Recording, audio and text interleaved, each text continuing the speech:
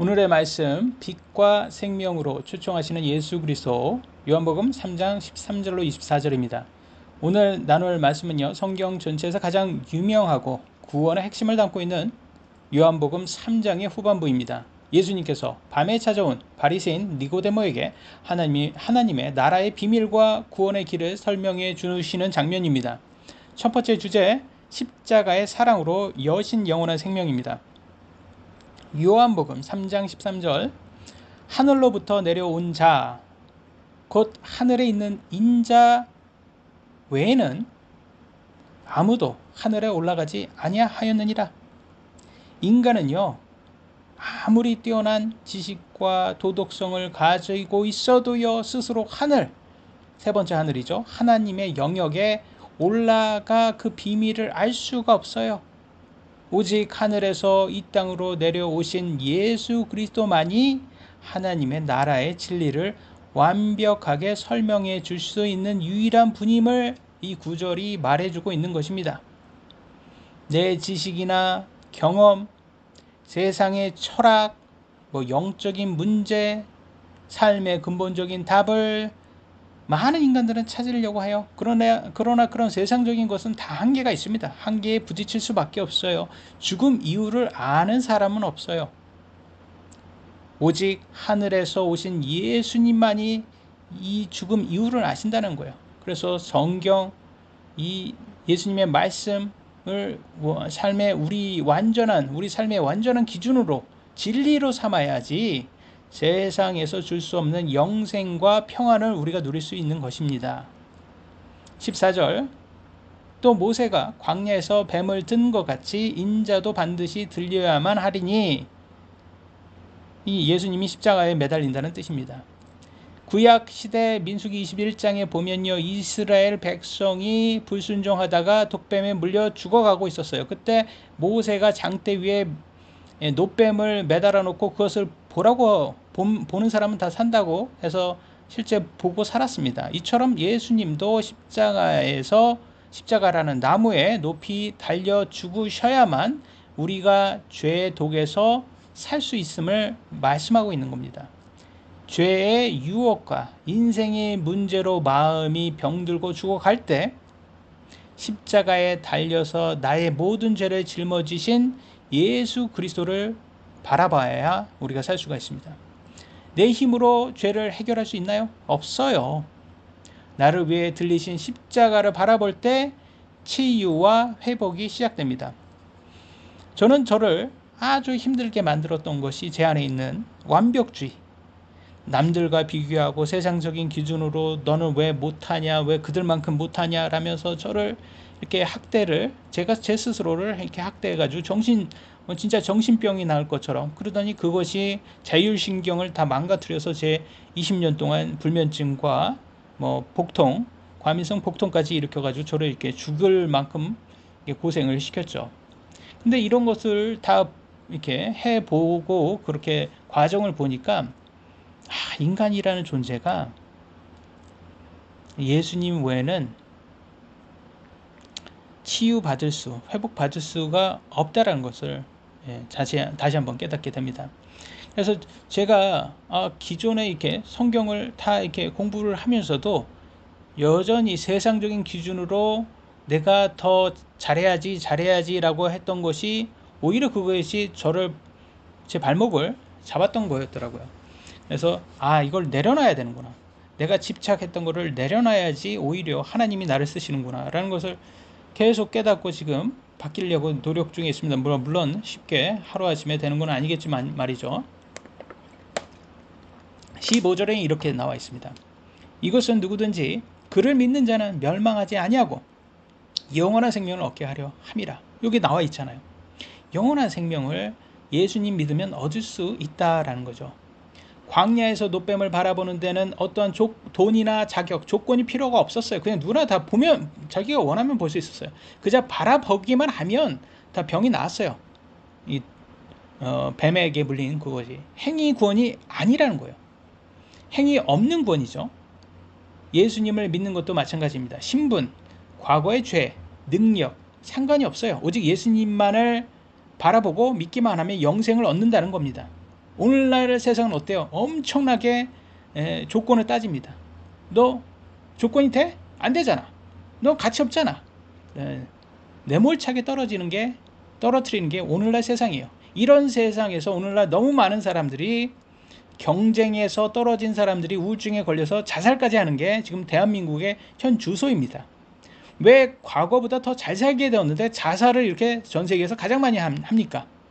인간은 모두 가치를 인정받고 싶어요. 근데 가치를 인정 못 받는 거예요. 지금 이 대한민국은 너무나 경쟁과 비교 문화 속에서 너는 가치가 없다. 너는 그잖아요. 이렇게 뭐 성공하지 못하면 가치가 없는 것처럼 세상이 그렇게 가르쳤잖아요. 우리를 세뇌시켰잖아요. 그런데 하나님의 조건, 우리의 가치를 하나님은 조건 없이 우리를 그냥 존재로만으로 가치를 인정해 주시는 게 그게 바로 하나님이에요. 예수님만 믿으면 누구나 천국 시민이 될 수 있게 그렇게 조건 없이 우리를 다 인정해 주십니다. 세상이 줄 수 없는 조건 없는 사랑은 오직 예수님만을 통해서 우리가 얻을 수 있다는 거예요.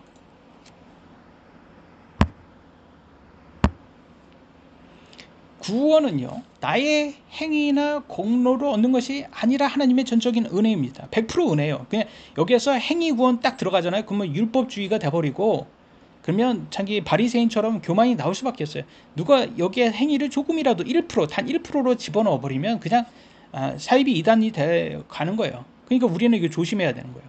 그러니까 100% 하나님의 은혜구나. 내가 정말 넣을 수 있는 건 하나도 없구나라는 걸 완전히 내려놓으면서 내가 자신을 내려놔야 되더라고요. 내가 과연 구원받을 자격이 있을까? 맞아요. 이거 세상적인 기준으로 보면 내가 자격이 있어? 라고 하면서 자책을 하고 이렇게 합니다. 근데 세상적인 기준을 내려놓아야 되더라고요. 세상적인 기준이 아니라 하나님의 기준으로 우리가 우리 자신을 바라보면 하나님은 나를 이렇게 그냥 예수님을 믿는 그 자체만으로도 인정해 주는구나. 이거 완전히 정말 감사하네. 그래서 이걸로 우리가 가야 되는 거죠. 요한복음 3장 16절, 이는 하나님께서 세상을 이처럼 사랑하사 자신의 독생자를 주셨으니 이것은 누구든지 그를 믿는 자는 멸망하지 않고 영존하는 생명을 얻게 하려 하시기 때문이라. 성경 전체를 한 구절로 요약하면 바로 이 구절입니다. 하나님이 세상을 사랑하신 방식은 말뿐만 아니라 하나뿐인 아들, 독생자를 희생 제물로 내어주신 사랑입니다. 이 사랑 덕분에 우리는 멸망하지 않고 영원한 생명을 누리게 되었어요. 인간이 가장 두려워하는 것 중에 하나가 바로 죽음 아닙니까? 예수님 믿음의 이 죽음의 두려움에서 자유를 얻는 것이 이것이 인간이 세상이 줄 수 없는 그 자유예요. 세상에서 외롭고 버려진 것 같을 때 3장 16절을 우리는 묵상해야 합니다. 하나님은 우리를 구원하기 위해 하나뿐인 아들의 목숨과 바꿀 만큼 우리를 가치 있게 사랑하셨습니다. 사랑하십니다. 세상 사람들은 인정해주는 가치는 그들의 컨디션에 따라 언제든지 바뀔 수 있어요. 사람들은 자기가 기분 좋으면 막 같이 막 인정을 해줍니다. 근데 자기가 기분 안 좋으면 그 설탕을 다시 먹으셔야 되는지 기분 안 좋으면 가치를 인정을 못 받아요. 사람들은 그래요. 그렇잖아요. 맞잖아요. 우리가 피곤하면 남의 뭘 가치를 인정합니까? 그러니까 케이크를 하나 더 먹던가 그래야지. 우리 인간은 그래요. 왔다 갔다 합니다. 이 호르몬에 의해서 왔다 갔다 합니다. 절대 변하지 않는 가치는 오직 하나님으로부터 밖에 올 수가 없어요. 하나님으로부터만 받을 수가 있습니다. 우리 안에 성령님을 통해서 너는 내가 사랑하는 아들이다, 딸이다. 이런 가치 있다. 너는 가치 있다. 존재만으로 가치 있다. 이런 걸 우리가 들어야 됩니다. 이게 우리가 기도하면서 우리가 이걸 성령의 위로를 받아야 돼요. 이걸 딱 받고 막 이렇게 기도하고 그렇게 하면요. 그리고 세상의 기준을 내려놓고 하나님의 기준으로 보면 세상이 주는 그런 인정 욕구, 이게 그렇게 중요한 게 아니구나. 그래서 다 이걸 내려놓게 되더라고요. 절대적 가치는 오직 하나님으로부터 오는구나. 그래서 제가 한 인정 욕구를 그렇게 바라지 않았습니까? 근데 알고 보니까 그게 사람한테 인정받고 싶었던 것이었더라고요. 제 안에 사람에게 인정받고 싶었고, 근데 그 사람한테 인정받는 것이 그게 저의 인정 욕구를 채워주지를 못하더라고요. 그러니까 이게 사람의 인정 욕구로는 내가 채워지지 않는구나. 그럼 누구한테? 성령님께 인정을 받아야 되더라고요. 성령님께 인정을 받으면 그 세상의 것들은 그렇게 중요하지 않게 되더라고요. 요한복음 3장 17절. 이는 하나님께서 자신의 아들을 세상에 보내신 것은 세상을 정죄하려 하심이 아니요 그를 통해 세상을 구원하려 하시기 때문이라. 보세요. 세상을 정죄하려 하심이 아니라고 말해주고 있어요. 분명히 여기에서 하나님은 우리를 정죄하시는 그런 분이 아님을 말해주고 있는데 자꾸 이렇게 하나님은 정죄 하나님이라고 하면서 더럽게 그렇게 가리키는 그런 사람들이 있습니다. 그런 사람들을 좀 조심해야 되는 것 같아요. 예수님께서 이 땅에 오신 첫 번째 목적은 우리를 심판하고 혼내기 위함이 아니라 죄에서 건져내어 구원하기 위함입니다. 하나님은 우리를 벌 주시는 분이 아니라 구원하고자 기다리시는 분이에요. 실수하고 넘어졌을 때 하나님이 나를 혼내실까봐 피하지 마십시오. 하나님은 우리를 정죄하지 않고요. 구원하기를 원하십니다. 솔직하게 죄를 고백하고 따뜻한 하나님의 품으로 담대히 나가야 합니다. 근데 이렇게 정죄 설교만 많이 들은 사람들은 하나님 하면 이게 정죄 하나님밖에 생각을 못 하더라고요. 이게 사랑의 하나님이 이렇게 와닿지 않습니다. 그러니까 이게 설교도 이렇게 골라서 잘 들어야 돼요. 사랑, 정죄 하나님만 이렇게 외치는 그런 설교는 좀 잘 조심해야 되는 것 같습니다. 요한복음 3장 18절. 그를 믿는 자는 정죄를 받지 아니하나. 여기 나와 있잖아요. 정죄 안 받는다고. 예수님 믿는데 왜 자꾸 정죄 얘기를 하냔 말이죠. 그건 뭐가 문제가 있는 거예요. 자꾸 행위구원으로 가는 사람들이 있어요. 믿지 아니하는 자는 이미 정죄를 받았으니 이는 그가 하나님의 독생자의 이름을 믿지 아니하였기 때문이라. 구원과 심판의 기준은 오직 하나. 예수 그리스도를 믿는가. 이거 딱 하나입니다. 예수님을 믿는 자는 십자가에서 이미 죄의 대가가 예수님이 지불하셨기 때문에 우리가 심판을 받지 않는 거예요. 끝까지 믿지 않는 자는 하나님이 내어주신 구원의 유일한 구원의 길을 스스로 거부했기에 스스로 심판 아래에 머물게 되는 겁니다. 그거는 뭐 예수님을 안 믿어서 지옥 가는 게 아니라 자기가 거부했기 때문에 그 심판을 받는 거죠. 구원의 길은 오직 예수 그리스도 한 분입니다. 복음은 타협할 수가 없죠. 아직 예수님을 알지 못하는 사랑하는 가족과 이웃들에게 이 유일한 생명의 길을 담대하게 전하는 우리는 그런 삶을 살아야 합니다. 두 번째, 어둠을 벗어나 빛으로 나가는 삶. 19절에 이렇게 나왔습니다. 그 정죄는 이것이니 곧 빛이 세상에 왔는데 사람들이 자기 행위가 악함으로 빛보다 오히려 어둠을 더 사랑한 것이니라. 예수님보다 세상의 것을 더 사랑하는 것. 그게 오늘날 우리들에게도 그게 이렇게 영향을 미칠 수 있다는 걸 제가 깨달았어요. 세상의 기준으로 이렇게 보면 새 사람들에게 인정받아야 되고 그런 것들에 대해서 이걸 완전히 배제할 수는 없어요. 왜냐하면 우리는 세상 안에 살기 때문에 좀 이렇게 우리가 이렇게 인정받아야지 사실 기분이 좋은 거는 이걸 맞거든요. 사실 완전히 이걸 다 거부할 수는 없어도 또 너무 또 이거만 가면 안 되더라고요. 세상의 기준으로 넘어가면 또 안 되고. 그러니까 우리가 정말 가장 중요한 것은 하나님을 우리가 정말 하나님의 기준으로 우리가 세상을 보고 있는가? 하나님의 기준으로 보면 예수님을 믿는 것이 그 자체가 가장 의로운 거구나. 그래서 이걸 알고 그러면 우리가 세상의 것보다는 하나님을 더 중요하게 생각해야 되고 하나님을 더 믿어야 되겠다라는 생각을 하게 됩니다. 사람들이 예수님, 빛이죠. 예수님은 빛. 거부하는 진짜 이유는 지성이나 논리 문제가 아니라 자기 죄와 악한 행위를 버리기 싫어서 어둠 속에 머물고 싶어 하기 때문입니다. 이게 좀 어쩔 수 없는 게 그들이 뭐 평생을 다 세상의 기준으로만 배워왔기 때문에 예수님은 그렇게 와닿지가 않는 거예요. 가치 있다.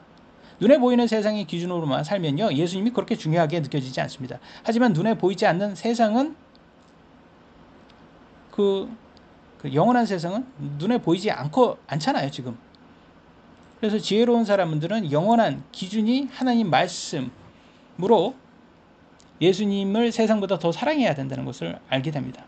혹시 내 삶 속에서 하나님보다 세상을 더 사랑하고 있는지, 아니면 은밀한 죄, 욕심, 집착 이런 것들이 있는지 우리가 스스로 돌아봐야 합니다. 우리가 집착, 욕심 많잖아요. 이런 게 이거는 저는 어쩔 수 없이 육신을 가졌기 때문에 이거는 어렵습니다. 우리가 그래서 성화되는 과정, 그래서 이렇게 불같은 시련으로 우리가 이렇게 좀 훈련을 받잖아요. 이게 저는 불같은 시련으로 훈련받는다는 게 이런 욕심 집착 이거 내려놓으라고 이거 맴매 하는 것 같다라는 생각이 들어요. 그래서 우리가 자꾸 막 이렇게 힘들고 아프고 막 이런 것이 야 그런 거 욕심 내지만 집착할 때마다 이렇게 우리가 자꾸 어린애가 이렇게 뭐 만지려고 하면 이렇게 저기 안 돼 하면서 손바닥 만든 것처럼 그렇게 혼나는 그런 생각이 갑자기 드네요. 그래서 좀 어둠이 주는 즐거움은 잠깐이라고 합니다.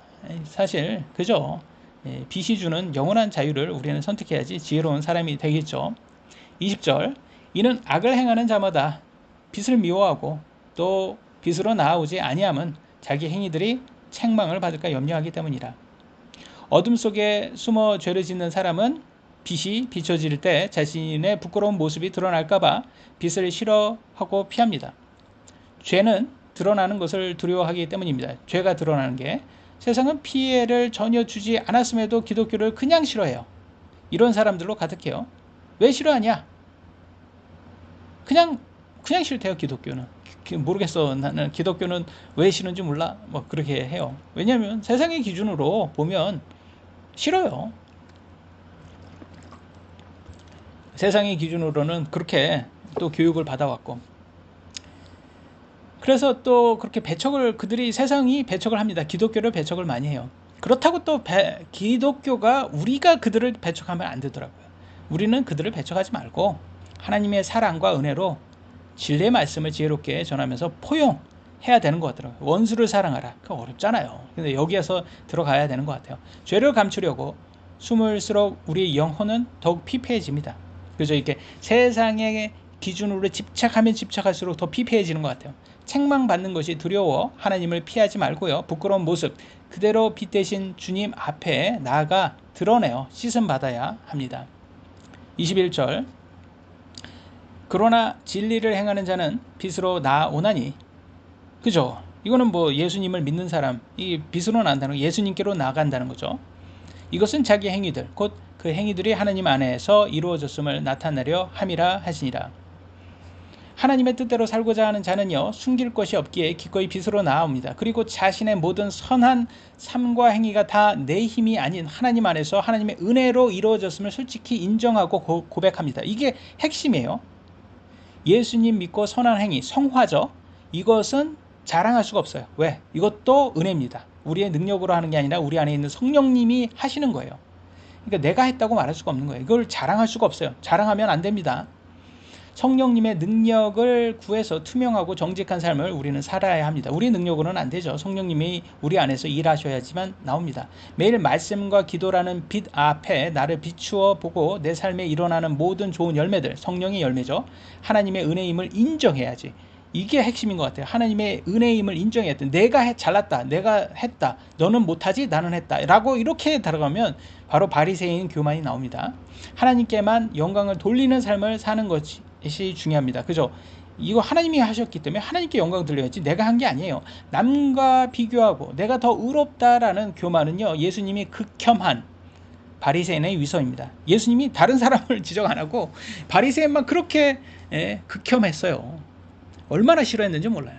근데 이런 교만함이 우리 인간이 어디에 빠졌을 때 오냐면 행위구원에 빠지면 와요. 내가 행위로 더 의롭다. 여기에 빠지면 여기에서 헤어나질 못하더라고요. 그래서 자기가 더 잘났대요. 자기가 더 의롭고. 예수님 믿어서 우리는 어떻게 의인이 됐어요. 그러면 우리는 더 이상 죄인이 아닙니까? 아니죠. 우리는 여전히 죄인입니다. 다만 하나님의 은혜로 용서받은 죄인이에요. 그러니까 세상 사람과 우리는 뭐가 공통이에요? 죄인인 거가 공통이에요. 우리는 용서받은 죄인이고 그들은 아직 용서받지 못한 죄인이고 그럼 똑같은 죄인인데 자꾸 왜 누가 더 의롭다고 얘기하냐는 말이죠. 세상 사람들은 자기가 더 의롭다고 말하고요. 기독교라고 하면서 어떤 행위구원을 믿는 사람들 자기네들이 더 의롭다고 말하면 이건 싸움이 그냥 계속 나오는 거예요. 그러면 정말 성경적인 건 뭐냐? 성경적인 것은 하나님 눈으로 봐야 세상의 기준이 아니라 하나님의 눈에서 보면 모든 사람은 다 동등한 죄인이다. 이걸 깨닫고 우리는 예수님의 은혜로 우리는 용서받았구나 그러면서 하나님께 찬양하고 내가 하는 모든 것은 다 하나님이 하시는 거다. 이걸 그분의 공로로 인정을 해야 되더라고요. 근데 자꾸 내가 뭔가를 했다라고 이 자기의 의에 빠진 사람들은 이건 행위구원을 믿는 사람들이구나라는 것을 알게 됩니다. 그러면 남들보다 자기를 더 의롭게 생각하고 남들을 비난하거나 아니면 무시하고 차별하고 뭐 이런 게 나오더라고요. 어쩔 수 없이 그런 바리새인과 같은 그런 열매들이 나오더라고요. 안타깝지만 우리는 그렇게 되지 않으려면 조심해야 되는 것 같아요. 그러니까 세상도 마찬가지입니다. 세상도 얼마나 바리새인과 같은 그런 위선이 나옵니까? 그런 것들이 계속 나오잖아요. 걔네들. 왜냐면 자기가 더 의롭다라고 더 의롭다라고 생각하는지 모르겠지만 자기가 더 똑똑하다라고 생각하겠죠. 나는 똑똑하고 쟤네들은 똑똑하지 않다. 나는 가치 있고 쟤네들은 가치가 없다. 뭐 이런 식으로 생각하겠죠. 그러니까 자꾸 이렇게 비교를 하게 되면 그런 식으로 더 자기네들이 더 그렇게 자기 의의가 올라오는 것 같아요. 마지막 주제입니다. 세 번째, 일상에서 함께 머물며 이뤄가는 충성입니다. 22절, 이 일들 후에 예수님께서 자신의 제자들과 함께 유대 땅으로 들어가셔서 거기에서 그분께서 그들과 함께 머무시며 침례를 주시더라. 예수님은 예루살렘에서 사역을 마치고 제자들과 함께 유대 시골 지역으로 이동하셨습니다. 여기에서 눈여겨볼 단어는 함께 머무셨다는 거예요. 예수님은 단지 가르침만을 전달한 스승이 아니라 한국의 주입식 교육이 아니었다는 거죠. 이게 핵심인 것 같아요. 제자들과 먹고 자고 호흡하며 삶을 공유했어요. 진짜 선생님은 그러잖아요. 아이들하고 같이 삶의 실천과 모범이 들어가 있는 거잖아요. 또한 제자들과 함께 회개와 새 삶을 나타내는 침례 사역을 행하시며 영혼을 건지는 일에 그들을 동참시키셨습니다. 저도 요즘에 배우고 있는 것이요. 성경적 지식이 있다고 다 목사가 아니라 성경을 예수님처럼 사랑으로 전해야 진짜 목사가 된다는 것을 배우고 있어요. 그러니까 앞으로 갈 길이 멀더라고요, 이게. 정죄의 하나님으로 사람을 두렵게 만드는 것이 아니라 이거는 자꾸 이렇게 행위구원을 가리키는 파고 사랑의 하나님으로 배타적이지 않고 포용할 수 있는 그런 사랑의 하나님, 은혜의 하나님, 그 다음에 또 진리의 하나님 이러고 잘 가르쳐야 되는 것 같습니다. 예수님은 우리와 단순히 주일 예배 시간에만 만나기를 원치 않습니다. 매일의 일상 속에서 함께 머무는 삶을 원하십니다. 하루를 시작하며 기도와 말씀으로 주님과 동행하는 시간을 구체적으로 확보하는 것이 우리 삶에 도움이 됩니다. 누군가를 변화시키고 복음을 전하는 가장 강력한 방법은 지식을 전달하는 것이 아니라 함께 시간을 보내고 머무르는 것입니다. 가정에서, 직장에서, 공동체에서 내 주변 사람들과 진심 어린 삶을 나누는 복음의 통로가 되어야 합니다. 그러니까 이게 참 쉽지가 않은 것 같아요, 이게. 그래서 이게 좀 오늘날 좀 영지주의 쪽에 빠진 이렇게 구원파는 그냥 지식만 알면 너 지식 구원의 확신이 있어? 오케이. 그래서 자꾸 지식으로만 모든 걸 가요. 근데 삶의 행위는 없어요. 성화는 없어요. 근데 뭐 이 성화가 우리가 잘나서 그렇게 한 건 아니지만 이것으로 인해서 우리가 더 예수님 닮아야 되는데 그쪽이 없고 그냥 세상적인 것에만 이렇게 빠져 있으면 그리고 자신들이 더 지식적으로 똑똑하다는 걸로만 이렇게 사람들에게 어필하려고 하면 이건 전 참 예수님이 전하는 그런 복음이 아닌 거라고 이렇게 성경은 말하고 있습니다. 요한복음 3장 23절 그리고 요한도 살림 근처 에논에서 침례를 주고 있었으니 이는 거기에 물이 많았기 때문이라. 이에 사람들이 와서 침례를 받았더라. 예수님의 사역이 왕성해지고 있었지만 침례 요한 역시 자신의 사명을 멈추지 않았습니다. 그는 물이 풍부한 살림 근처 에논이라는 장소를 찾아서 계속해서 사람들에게 회개의 침례를 주었어요. 요한은 예수님이 등장하셨다고 해서 자신의 역할을 조급하게 던져버리거나 시기하지 않고 하나님께서 주어진 여건, 물이 많은 곳을 지혜롭게 활용하여 영혼들을 하나님께로 돌이키는 일에 끝까지 최선을 다했다고 합니다. 그래서 이것이 우리가 많이 해야 되는 것 같아요. 요한이 물이 많은 곳을 찾아 사역했듯이 우리도 하나님이 주신 환경과 자원, 달란트를 지혜롭게 활용하여 주님의 일을 이루어 가야 합니다. 저는 참 세상적인 기준으로만 큰 교회가 하나님께 더 받는다라는 그런 생각을 했었어요. 예전에 그런 세상적인 고정관념이죠. 오늘날도 그래 좀 그런 분들이 많이 있죠. 우리 뭐 포함해서 다 큰 교회면 이게 다 하나님의 축복이다. 작은 교회는 그럼 하나님의 축복이 아닌가? 이런 생각이 주게 됩니다. 그래서 제가 이렇게 좀 약간 렌즈를 요즘 하나님의 렌즈로 이렇게 보려고 해 보니까 그렇게 하나님 보시기에는 그게 중요한 게 아니더라고요. 그래서 이게 그러면 하나님의 눈으로 보면 기뻐하면서 사역하는 게 더 이게 하나님이 더 기뻐하시는 거더라고. 그래서 내가 기뻐하려고 하면 이렇게 비교하지 않고 해야 되는구나라는 걸 깨닫고 있습니다. 요즘 마지막 구절입니다. 24절. 이는 요한이 아직 감옥에 갇히지 아니하였기 때문이더라. 아직 감옥에 요한이 가지 않았어요. 근데 사역이 얼마 남지 않았죠. 근데 아직 기회가 있을 때 자신에게 주어진 사명을 끝까지 완수해 나가는 이게 순종의 모습이라고 합니다. 우리에게 또 섬기고 사랑하고 복음을 전할 수 있는 시간은 영원하지 않습니다. 그죠? 우리도 얼마 남지 않았어요. 죽을 날이. 물론 아직 젊은 사람들은 얘기하는 거 아닙니다. 50 저는 50이 넘었으니까 이제 뭐 얼마 살아봤자 얼마 저 살겠습니까? 뭐 하나님은 아시겠죠. 건강이 있을 때 언제가 될지 모르겠지만 건강이 있을 때 기회가 있을 때 주님이 부르시는 그날까지 미루지 말고 순종해야 합니다. 그죠? 내 미래나 환경이 어떻게 변할지는 염려하기보다는 아직 나에게 기회가 주어진 오늘 하루 동안 주님께 충성하는 삶을 우리는 살아야 합니다. 오늘 여기까지 하도록 하겠습니다. 기도하시겠습니다. 사랑의 하나님 감사합니다. 오늘도 예수님께서 이렇게 귀한 말씀 해주신 것을 우리가 함께 보았습니다. 우리 또한 예수님 닮아갈 수 있도록 도와주셨고 끝까지 이렇게 신실할 수 있도록 도와주시옵소서. 무엇보다도 가장 인간이 의롭게 할 수 있는 것이 예수님 믿는 것 라는 것을 알 수 있게 되었습니다. 그리고 또한 하나님이 정죄의 하나님이 아닌 사랑의 하나님이고 예수님 믿는 사람들에겐 정죄가 없음을 배웠습니다. 우리가 서로 비교하지 않고 또 좀 비교 문화 속에서 우리가 또 절망하는 사람들이 있습니다. 아직 구원받지 못하셨거나 구원받았어도 잘 여지 세상의 많은 기준에 의해서 제가 예전에 그랬던 것처럼 그렇기 때문에 우리가 하나님의 눈으로 우리가 더 사랑을 더 예수님 닮아가는 그런 사랑을 배울 수 있도록 도와주시옵소서. 더욱더 예수님 닮게 또 성장시켜 주시고 영적으로 더 만들어 주시기를 원합니다. 또 항상 하나님께서 사랑하는 우리 교회 가족들 더 건강할 수 있도록 도와주셨고 항상 좀 삶에서 하나님 주시는 평안함으로 감사가 넘칠 수 있도록 도와주시옵소서. 항상 하나님이 주시는 신실함에 감사드리고 이 모든 말씀 사랑의 주 예수 그리스도의 이름으로 기도드렸습니다. 아멘.